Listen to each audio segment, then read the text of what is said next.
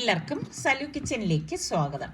അങ്ങനെ മോളുടെ സുഖപ്രസവമൊക്കെ കഴിഞ്ഞ് കുറച്ച് ദിവസത്തിന് ശേഷം വീട്ടിലേക്ക് പോവാണ്. അപ്പം ഇതിനിടയിൽ ഒരു ദിവസം ഞാൻ ഒരു 1.5 മണിക്കൂർ സാധനം എടുക്കാനായിട്ടൊന്നും പോയി വന്നു എന്നുള്ളതല്ലാതെ ഞാൻ ഇവിടെ നിന്ന് മാറിയിട്ടേ ഉണ്ടായിരുന്നില്ല കേട്ടോ. കാരണം എനിക്ക് അങ്ങനെ മനസ്സ് വന്നില്ല, അതാണ് വാസ്തവം. അങ്ങനെ നമ്മൾ വീട്ടിലേക്ക് പോകണമെന്നൊക്കെ കേൾക്കുമ്പോൾ ഭയങ്കര സന്തോഷമുണ്ട് കേട്ടോ. കാരണം ഒരു ദിവസമാണെങ്കിലും അത് ആശുപത്രി കഴിഞ്ഞ് വീട്ടിൽ പോകുമ്പോൾ ഒരു സന്തോഷമല്ലേ. പിന്നെ ഇവിടെ നമ്മൾ ഐഷ ഡോക്ടറാണ് മോളെ നോക്കിയത്. അപ്പോൾ ഐഷ ഡോക്ടറാണെങ്കിലും മറ്റ് സ്റ്റാഫാണെങ്കിലും ഇവിടുത്തെ സിസ്റ്റേഴ്സൊക്കെ ആണെങ്കിലും ഒത്തിരി സ്നേഹമുള്ളതും ഭയങ്കര നല്ല കെയറിങ്ങും കാര്യങ്ങളും ഒക്കെ ആയിരുന്നു കേട്ടോ. അങ്ങനെ ഇപ്പം എന്താ ലഗേജ് എല്ലാം എടുത്തു വെച്ചു. അപ്പം സുൽത്താനും നിസാർക്കയും ബൈക്കിലാണ് വരുന്നത് കേട്ടോ. അപ്പം ഞങ്ങൾ കാറിൽ തന്നെ മുന്നേ പോവാമെന്ന് പറഞ്ഞു. അപ്പം ഭയങ്കര സന്തോഷമാണ് കേട്ടോ. ഹോസ്പിറ്റലിൽ നിന്ന് വീട്ടിൽ പോകുന്ന ആ ഒരു ദിവസം എന്ന് പറയുമ്പോൾ എല്ലാവർക്കും അങ്ങനെ തന്നെയല്ലേ, വീട്ടിലെത്തുമ്പോൾ ഉള്ള ആ ഒരു സന്തോഷം എന്ന് പറഞ്ഞാൽ അത് പറഞ്ഞറിയിക്കാൻ പറ്റാത്തത്ര ഒന്ന് തന്നെയാണ്.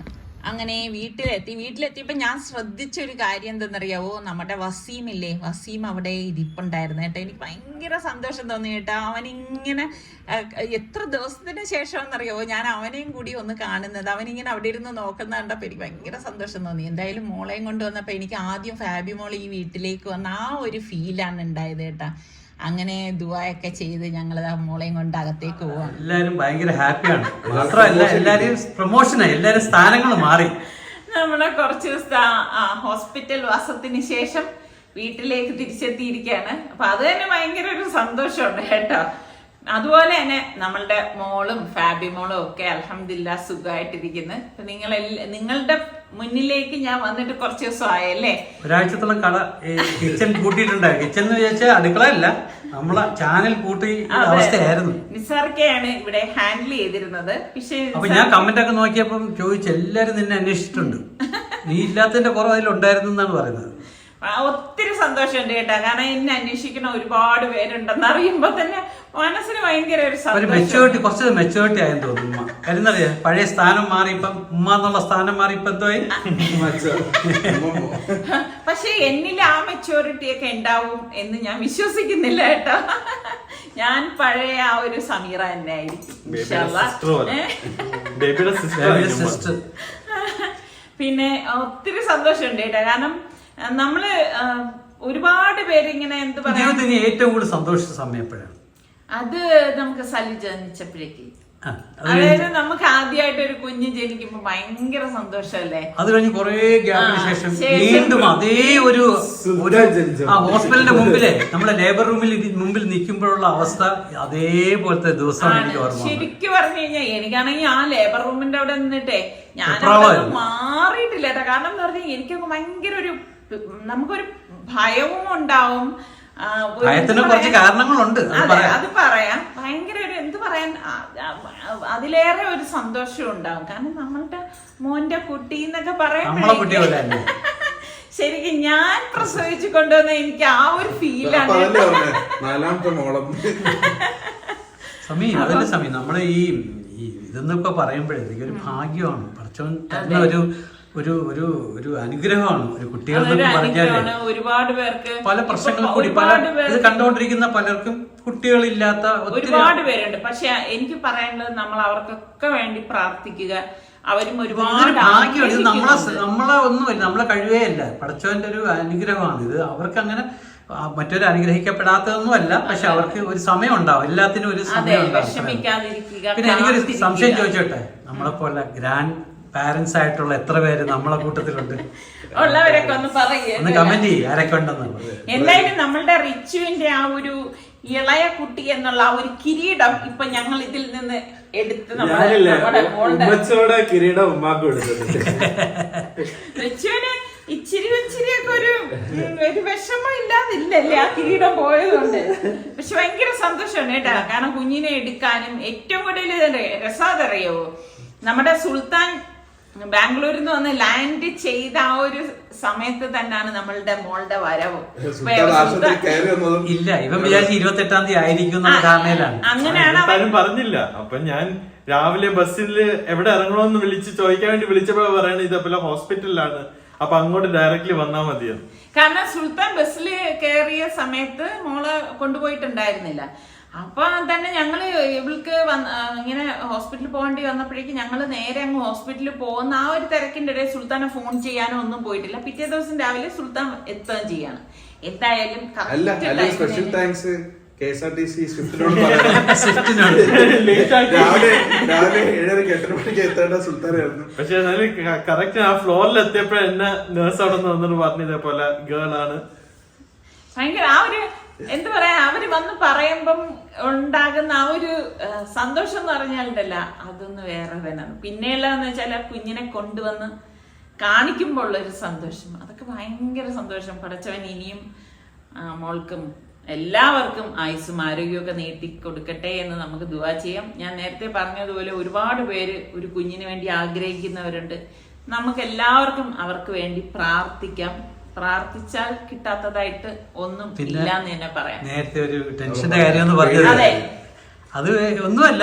ഇവിടുന്ന് പോയപ്പോ നമ്മൾ യഥാർത്ഥത്തിൽ ഇത് ഉണ്ടെന്ന് അറിയുന്നത് ഏകദേശം 4 മാസത്തോട് അടുപ്പിച്ചിട്ടാണ് അറിയുന്നത്.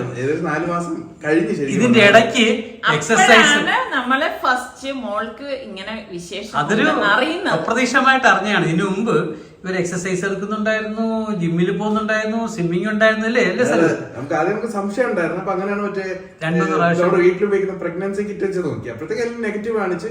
അപ്പൊ പിന്നെ നമ്മുടെ നോർമൽ ലൈഫ് റൂട്ടീൻ വെച്ച് നമ്മൾ കണ്ടിന്യൂ ചെയ്തു. ഡെയിലി രാവിലെ ജിമ്മിൽ പോയി ഫാബിക്ക് തടി കൂടുതൽ കുറയ്ക്കണമെന്ന് പറഞ്ഞ് ഫാബിയോട് കൂടുതൽ ചെയ്യിപ്പിക്കായിരുന്നു.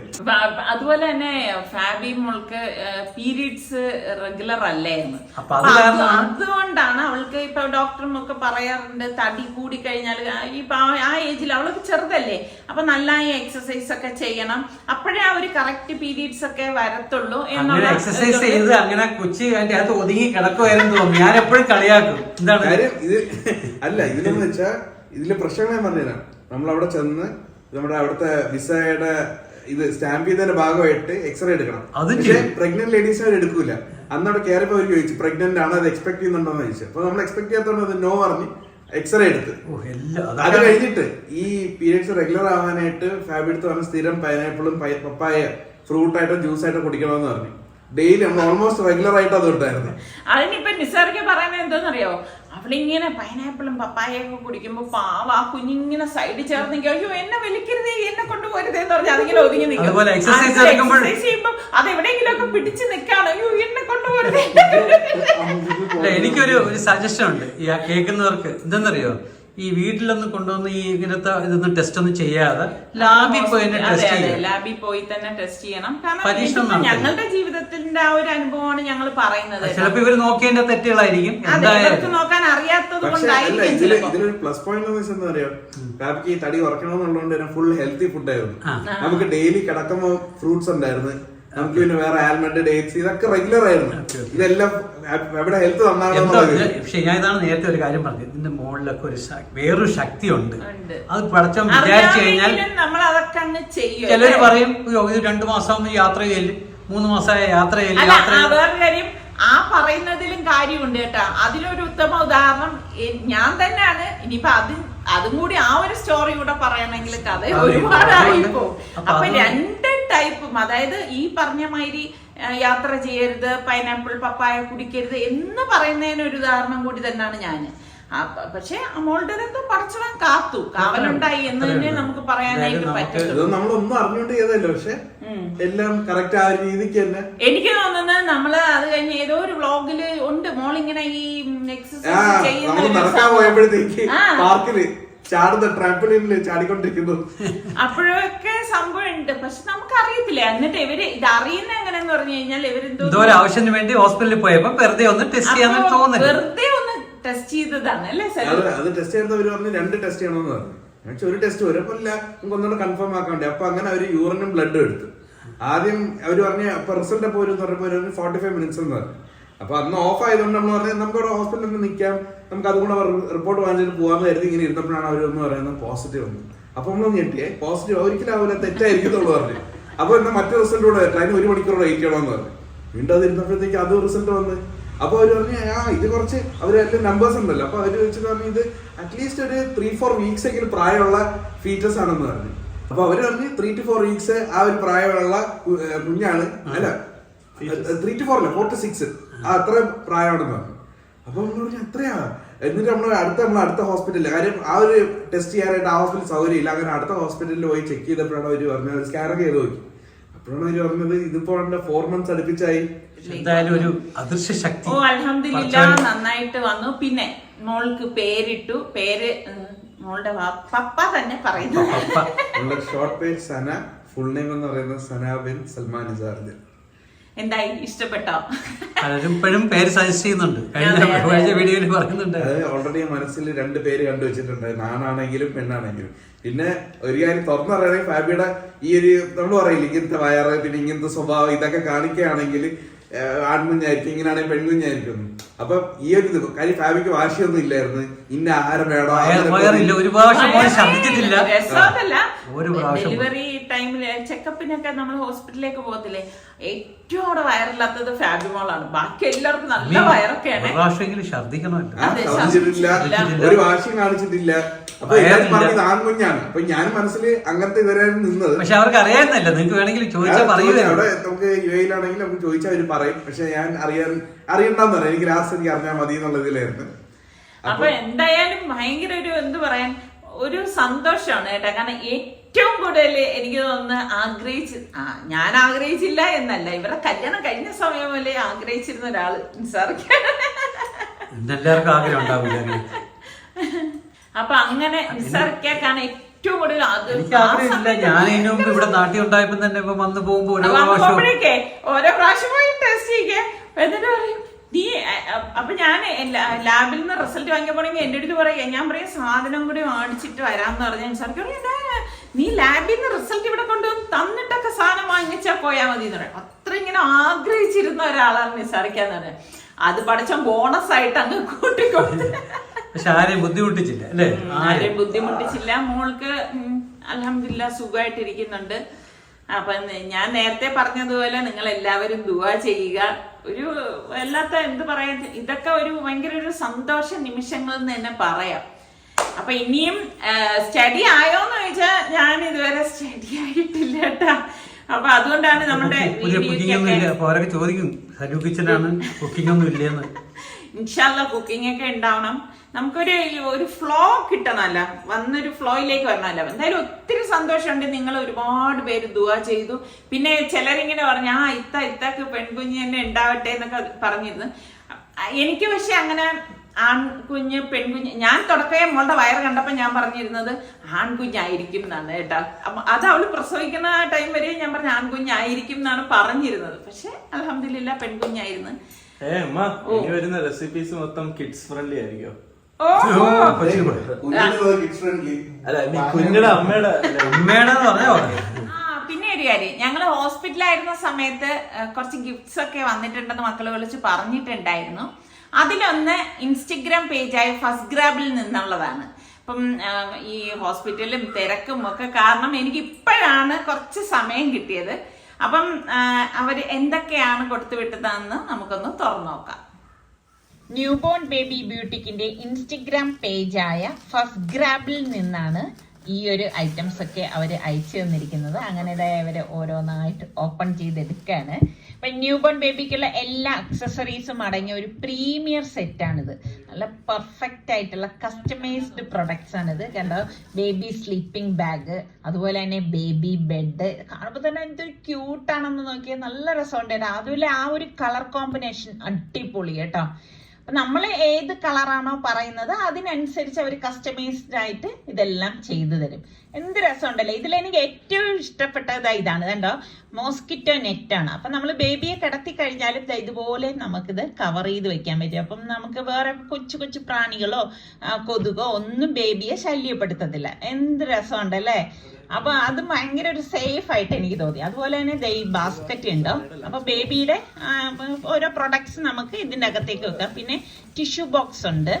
അപ്പൊ എല്ലാ വേറൊരു ബാസ്ക്കറ്റ് ഉണ്ട്. അപ്പൊ നമുക്ക് യൂസ്ഡ് ആയിട്ടുള്ള ക്ലോത്ത് വേണമെങ്കിൽ ഇതിൽ യൂസ് ചെയ്യാം. അതൊക്കെ നമ്മളുടെ ഇഷ്ടത്തിനനുസരിച്ച് ഈ ബാസ്ക്കറ്റ് ഒക്കെ യൂസ് ചെയ്യാവുന്നതാണ്. അപ്പൊ എന്തായാലും എനിക്ക് ഭയങ്കര ഇഷ്ടപ്പെട്ട് ഒരുപാട് പ്രൊഡക്ട്സ് ഉണ്ട് കേട്ടോ ഈ പ്രീമിയർ സെറ്റില്. അതുപോലെ അവരാ കസ്റ്റമൈസ് ചെയ്തിരിക്കുന്നത് തന്നെ കാണാൻ ഭയങ്കര ക്യൂട്ട്. ഈ ഒരു ബാസ്ക്കറ്റ് തുറന്നപ്പോ ഇതിനുള്ളിൽ കണ്ടോ ബേബി ഫീഡിങ് പില്ലോയാണിത്. ഇത് ഭയങ്കര യൂസ്ഫുൾ ആയിരിക്കും കേട്ടോ. കാരണം ഇത് ഇത്രയും വലിയ പില്ലോ എന്ന് വെച്ചാൽ നമ്മുടെ വയറിലേക്ക് നമ്മളിങ്ങനെ ചുറ്റി വെച്ചിട്ട് ബേബിയെ കിടത്തിയിട്ട് നമുക്ക് ഫീഡ് ചെയ്യാം. കണ്ടോ, ഈ ഒരു ഇത് നമുക്ക് ടിഷ്യൂ ബോക്സ് അല്ലെങ്കിൽ ബേബിയുടെ കൊച്ചു കൊച്ചു എന്തെങ്കിലും ഐറ്റംസ് ഒക്കെ നമുക്ക് ഇട്ട് വെക്കാം. അങ്ങനെയുള്ള ഐറ്റംസ് ആണ് കേട്ടോ. കണ്ടോ, ഇത് വലിയൊരു ബാസ്ക്കറ്റാണ്. അപ്പൊ എനിക്ക് തോന്നുന്നു കുഞ്ഞിന്റെ ടവൽസ് അങ്ങനെയൊക്കെയുള്ള കാര്യങ്ങൾ ആ ബാസ്ക്കറ്റ് പറഞ്ഞപ്പോഴേക്കും അതിനുള്ളിൽ തന്നെ അതെ മറ്റൊരു ബാസ്ക്കറ്റ് ഇരിക്കുകയാണ്. അപ്പൊ എല്ലാം നല്ല രസമുണ്ട് കേട്ടോ, അടിപൊളിയായിട്ടുണ്ട്. അപ്പൊ ഞാൻ ഇതിന്റെ ഡീറ്റെയിൽസ് ഡിസ്ക്രിപ്ഷൻ ബോക്സിലോ പിൻഡ് കമന്റ് ആയിട്ടോ കൊടുക്കാം. അപ്പൊ നിങ്ങൾക്ക് ആർക്കെങ്കിലും ആവശ്യമുണ്ടെങ്കിൽ നിങ്ങൾക്ക് അവരെ ഡയറക്റ്റ് ആയിട്ട് എന്നെ കോണ്ടാക്ട് ചെയ്യാമല്ലോ. എന്തായാലും അടിപൊളിയുണ്ട്.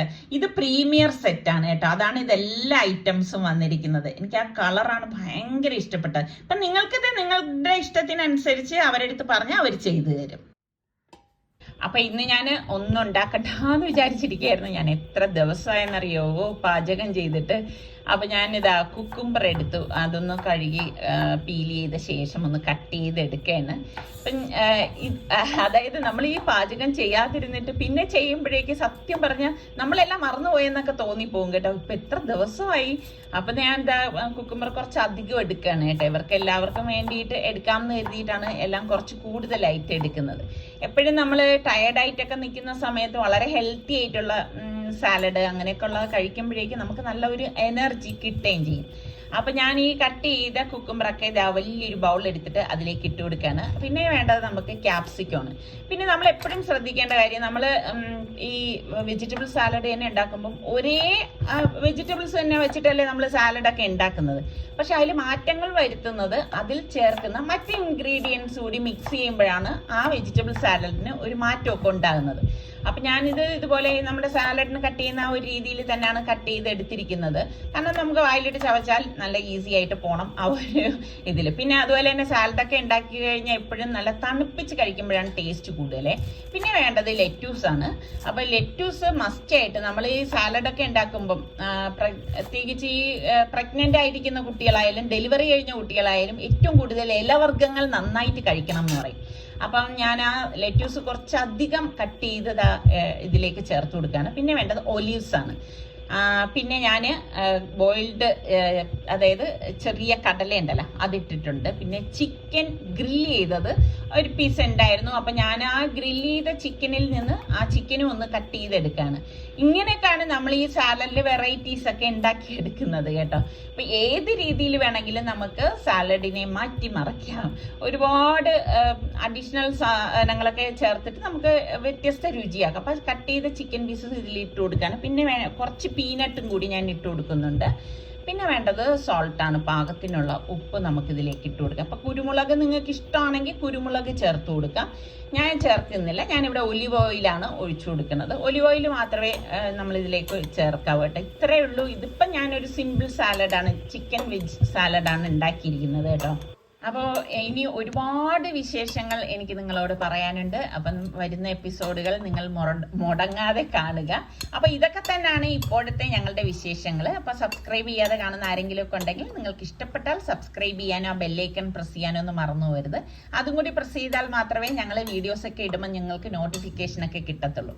അപ്പോൾ അടുത്ത നല്ല റെസിപ്പിയോ വ്ളോഗോ ആയിട്ടൊക്കെ കാണാം. അതുവരയ്ക്കും എല്ലാവർക്കും ബൈ.